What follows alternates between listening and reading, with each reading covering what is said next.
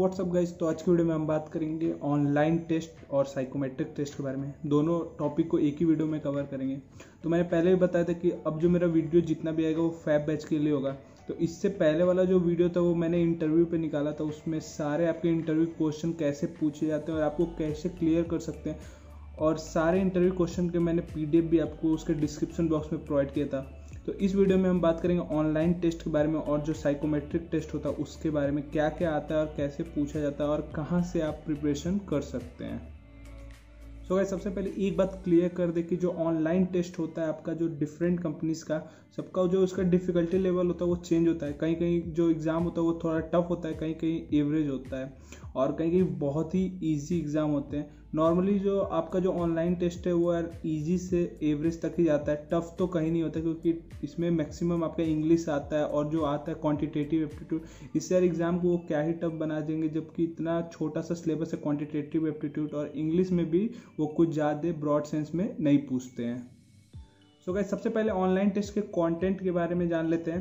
तो इसमें नॉर्मली आपका physics, chemistry, mathematics class 11th and 12th का पूछा जाता है। उसके बाद इसमें एडिशनली आपका क्वांटिटेटिव एप्टीट्यूड होता है और उसके बाद इसमें इंग्लिश भी पूछा जाता है, और कहीं कहीं किसी किसी टेस्ट में रीजनिंग भी आपसे पूछ लेते हैं, और इसमें किसी किसी एग्जाम में आपको जनरल नॉलेज होता है। तो जनरल नॉलेज में भी इनका दो सेक्शन है, एक तो यार करंट अफेयर्स पूछ लेते हैं और दूसरा ये ज्योग्राफी से क्वेश्चन पूछ लेते हैं।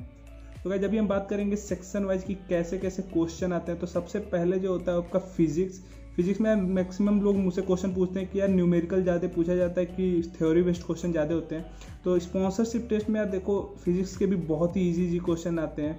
कोई भी न्यूमेरिकल ज़्यादा मतलब न्यूमेरिकल नहीं होता है, 1 से 2 ही न्यूमेरिकल होता है। आपका नॉर्मली क्वेश्चन जो पूछा जाता है वो टोटली थ्योरी बेस्ड पूछा जाता है, जैसे आपका यूनिट्स पूछ लेते हैं, और किसी भी टॉपिक से जो थ्योरेटिकल क्वेश्चन उठ सकते हैं वो सब थ्योरी के क्वेश्चन ही बस पूछे जाते हैं। तो गाइस, जब हम बात करेंगे केमिस्ट्री सेक्शन का, तो केमिस्ट्री सेक्शन आपका किसी किसी कंपनीज के टेस्ट में पूछा जाता है, किसी किसी कंपनीज के टेस्ट में नहीं पूछा जाता है। जो मैक्सिमम कंपनीज है उनके टेस्ट में केमिस्ट्री का क्वेश्चन नहीं होता है, और जो जिसमें पूछा जाता है उसमें यार नॉर्मली बहुत ही इजी जनरल साइंस के क्वेश्चन पूछते हैं, जैसे which metal is liquid at room temperature. इस टाइप के क्वेश्चन वो पूछते हैं केमिस्ट्री, जो कि काफ़ी ईजी होता है। उसके बाद गाइस बात कर ले मैथमेटिक्स सेक्शन का। तो मैथमेटिक्स सेक्शन में यार ये कुछ ज़्यादा टफ नहीं पूछते। ऐसा नहीं कि पूरा 11th 12th का जो बोर्ड लेवल का क्वेश्चन होता है उस टाइप के क्वेश्चन नहीं पूछते। ये नॉर्मली क्लास 10th का क्वाड्रेटिक इक्वेशन, ट्रिग्नोमेट्री, जो 3 स्टार्टिंग के आइडेंटिटीज है उन्हीं के बेस्ड पे क्वेश्चन पूछते हैं। कहीं कहीं स्ट्रेट लाइन के क्वेश्चन आ जाता है, मैक्सिमम हाइट एंड डिस्टेंस का क्वेश्चन पूछा जाता है।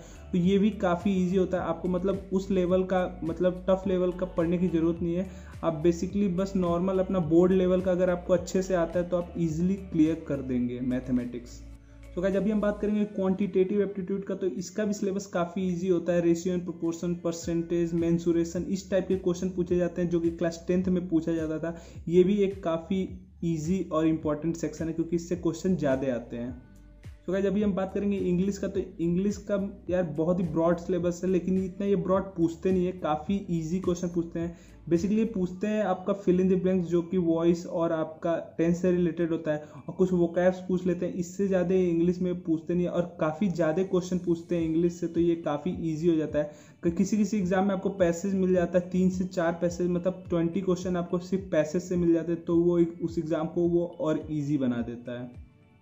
उसके बाद गाइज रीजनिंग में आपका यार पूरा सिलेबस मैंने आपको डिस्क्रिप्शन बॉक्स में दे रखा है रीजनिंग का। उस बुक में आपको पूरा सिलेबस मिल जाएगा, जो कि स्पॉन्सरशिप टेस्ट में पूछा जाता है। बेसिकली इसमें आपका नंबर सीरीज पूछते हैं, पिक्चर्स रीजनिंग पूछते हैं, और भी कुछ टॉपिक्स हैं इसमें, लेकिन इसका जो रीजनिंग होता है उस लेवल का नहीं आता। जैसे SSC बैंकिंग में जो आपका जो रीजनिंग पूछा जाता है उतना टफ नहीं होता है, काफ़ी इजी। नंबर सीरीज भी इसमें काफ़ी इजी पूछा जाता है। तो यार रीजनिंग से डरने की आपको बिल्कुल भी ज़रूरत नहीं है, आप बिना पढ़े रीजनिंग को ईजिली कर सकते हैं।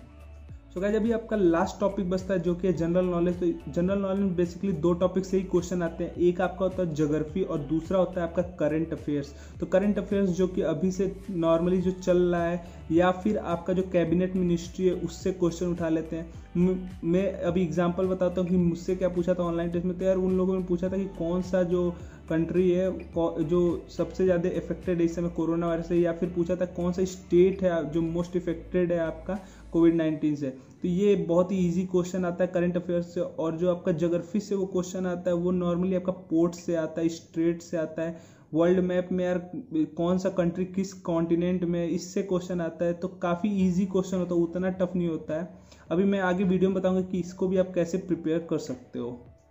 सो गाइस अभी मैं आपको बताऊंगा कि कैसे आप प्रिपरेशन करना है। तो मैं यार कोई भी ऑनलाइन लेक्चर प्रोवाइड करने वाला नहीं हूँ, मैं बस आपको बुक बता सकता हूँ जिसमें आपको ये पूरा कंटेंट मिल जाएगा।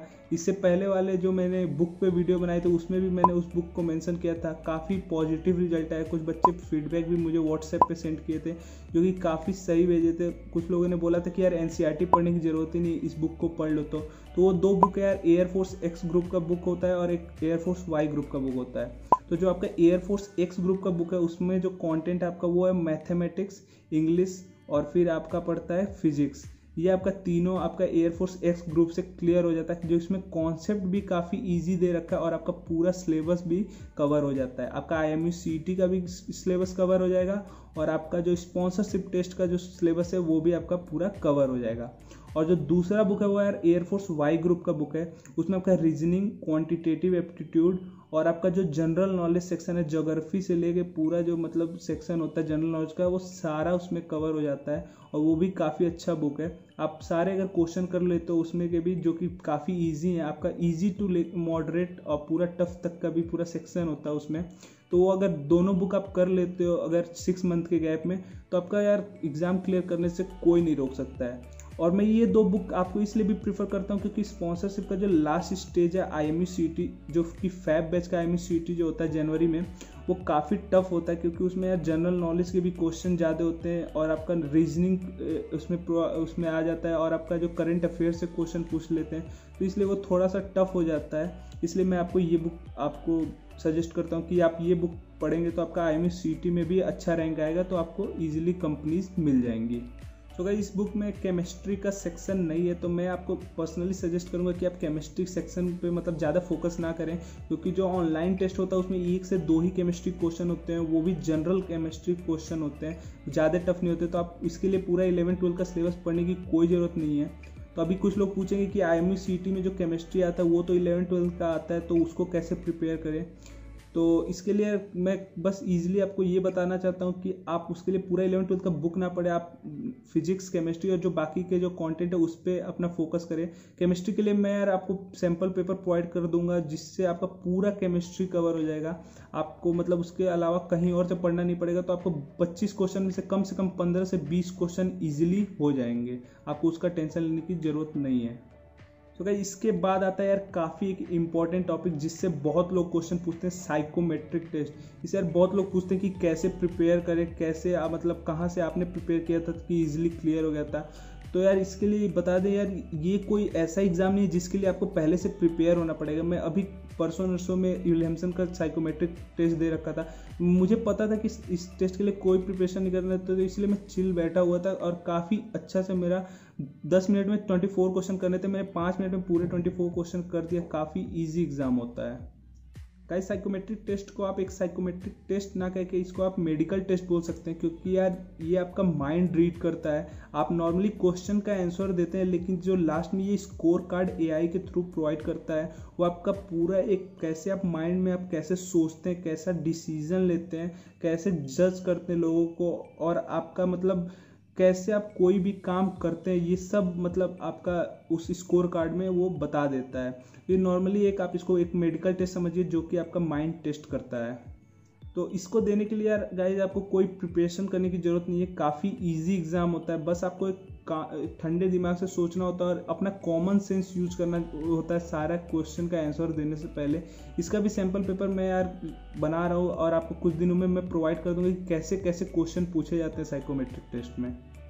सो गाइस बस इस वीडियो में इतना ही। वीडियो में यार मैंने ऑनलाइन टेस्ट पूरा कवर किया कि आपका स्पॉन्सरशिप ऑनलाइन टेस्ट कैसा होता है, उसके बाद साइकोमेट्रिक टेस्ट पे भी मैंने फोकस किया कि आपको मतलब कोई भी प्रिपरेशन करने की ज़रूरत नहीं पड़ती है साइकोमेट्रिक टेस्ट के लिए।